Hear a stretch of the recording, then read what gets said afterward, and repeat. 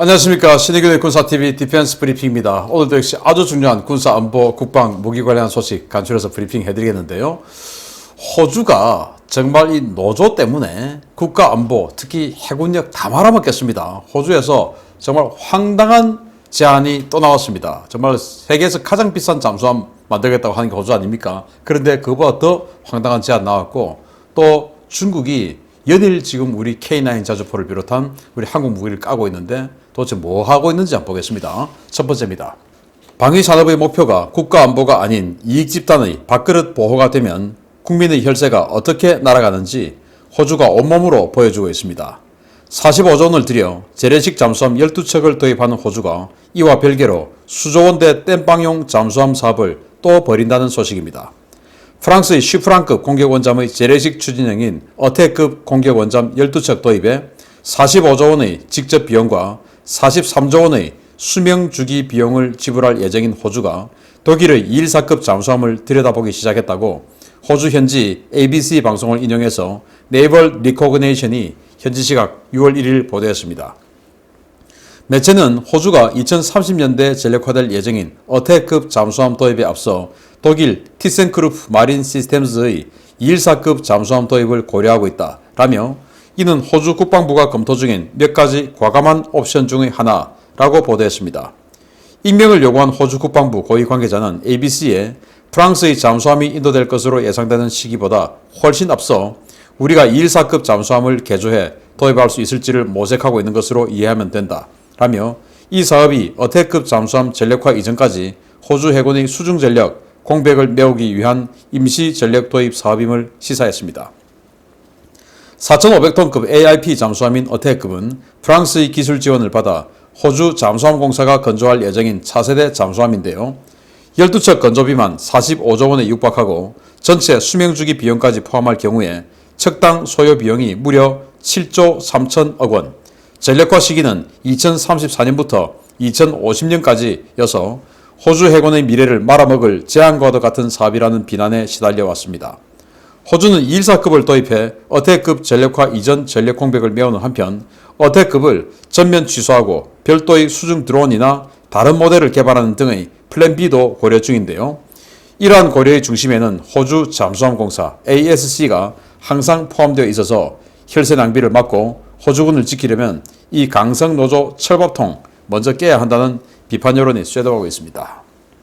자, 호주가 프랑스의 슈프랑급, 즉 바라쿠다 프로젝트로 만들어진 핵 잠수함이죠. 슈프랑급 잠수함. 그것의 핵 추진을 드러내고 거기다가 이제 재래식 동력을 집어넣어서 어택급이라고 하는 잠수함을 만들어서 호주군의 12척을 가진다. 그런데 이게 한 척당 무려 수명적인 비용까지 하니까 7조 3천억 원, 척당 비용은 4조 원이 넘는다.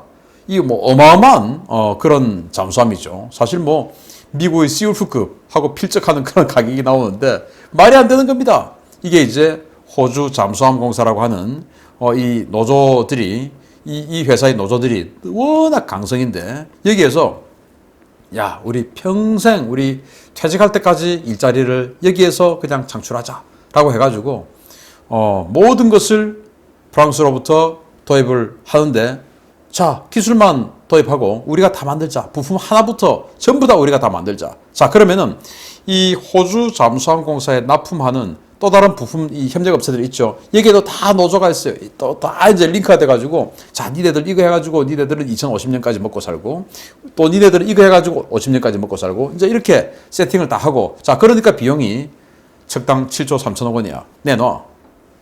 이렇게 해가지고 이제 이걸 반대하던 국방장관은 바로 아웃돼 버리고 노조가 워낙 강성이니까 이제 이렇게 해서 정말 말도 안 되는 가격으로 잠수함을 만드는데 그렇게 하고도 2034년에 첫 배가 나온다는 겁니다. 그런데 지금 앞으로 13년이 남았죠.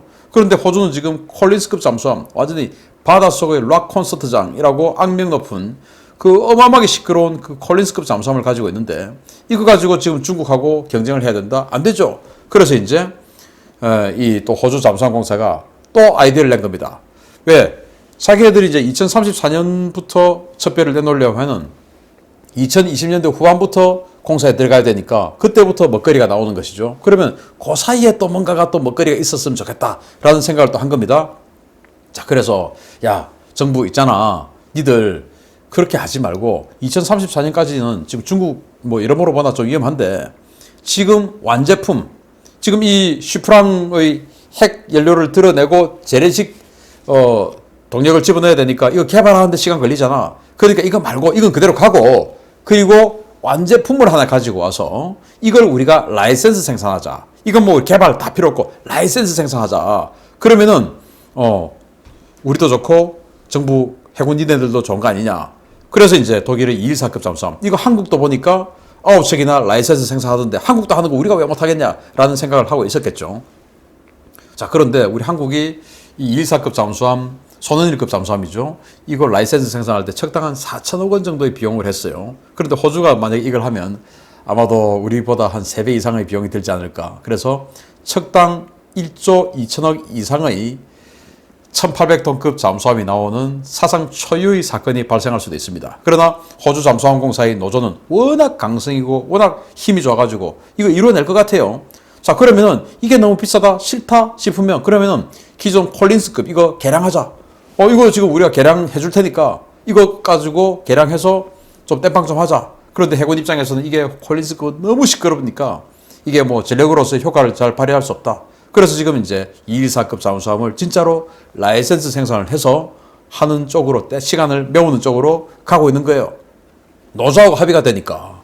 자, 그런데 그러면 이제 이 해군 입장에서는 야, 차라리 이 슈프랑 이거 너무 가격이 비싸고 신뢰할 수 없고 미지의 세계니까 아예 그냥 성능 지금 제대로 알려지고 있는 검증된 214 이걸 그냥 많이 생산해서 슈프랑을 그냥 쳐버리자라고 하는데, 그런 생각을 지금 갖고 있는 것 같은데 호주 잠수함공사의 노조가 워낙 강하니까 그거 언강생심이죠. 무슨 소리 하냐, 계속 가야지. 왜? 2050년까지 먹거리가 보장돼야 되니까. 그래서 과연 국가안보란 노조를 위하냐 아니면 방산업체를 위하냐 라고 해서는 안 되죠.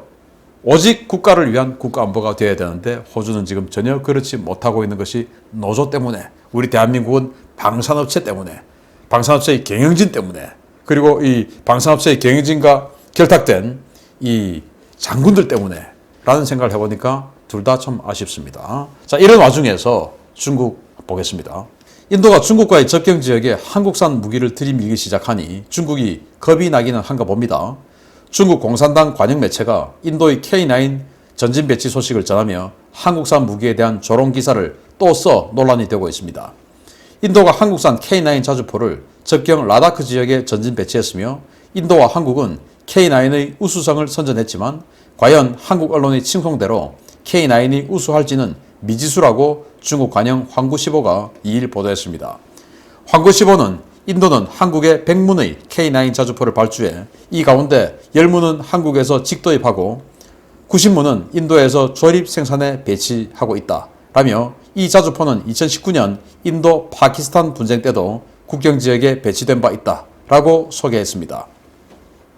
황구15는 한국의 신문들은 K9 자주포가 발사 속도와 사거리, 기동성 등 핵심 전투 기능 면에서 세계 최고 수준으로 평가받고 있다고 주장하고 있다 라며 한국 언론들에 따르면 최근 인도군의 350대 규모 경전차 도입 사업에서도 한국의 K21 105mm가 우위를 점하고 있는 것으로 나온다 라고 전했습니다. 매체는 K9은 한국이 독자 개발한 자주포인데 2000년 실전 배치된 이후 논란이 계속되는 무기다 라며 2010년 연평도 포격전에서는 포신이 막혀 발사가 안 되었고 2015년 성능 실험에서는 내부 폭발이 발생해 3명이 다치는가 하면 2017년에도 폭발 사고가 발생해 3명이 사망하고 4명이 부상을 당하는 등 저질 이야기가 끊이지 않고 있다 라고 조롱했습니다. 중국 관영매체의 한국산 무기 깎아내리기는 최근 그 빈도와 표현 수위가 점차 강화되고 있는 추세인데요. 중국 공산당은 K9 욕하기 전에 포만 쏘았다 하면 춤을 추는 그 저질 댄싱 자주포들부터 어떻게 좀 하고 자주포 이야기를 했으면 좋겠습니다. 자, 인도가 우리 K9 자주포 100대 샀어요. 그 중에 10대는 직도입, 그리고 90대는 라이센스 생산했는데 그걸 지금 이제 이 라다크 지역 카라코름 산맥에 배치를 한 겁니다. 그러니까 중국 입장에서 무섭죠. 그래서 이 K9 자주포를 연일 깎아내리고 있는데 그걸 이제 국내 언론을 인용을 했는데 국내 언론 중에서는 뭐 우리 신의균 국방TV도 봤지 않겠습니까? 제가 워낙 까보중이라고 하면서 자기들이 까니까. 그런데 저처럼 이렇게 개인 SNS에서 까는 거하고 중국처럼 관영 매체에서 그런 거하고 또 다르죠.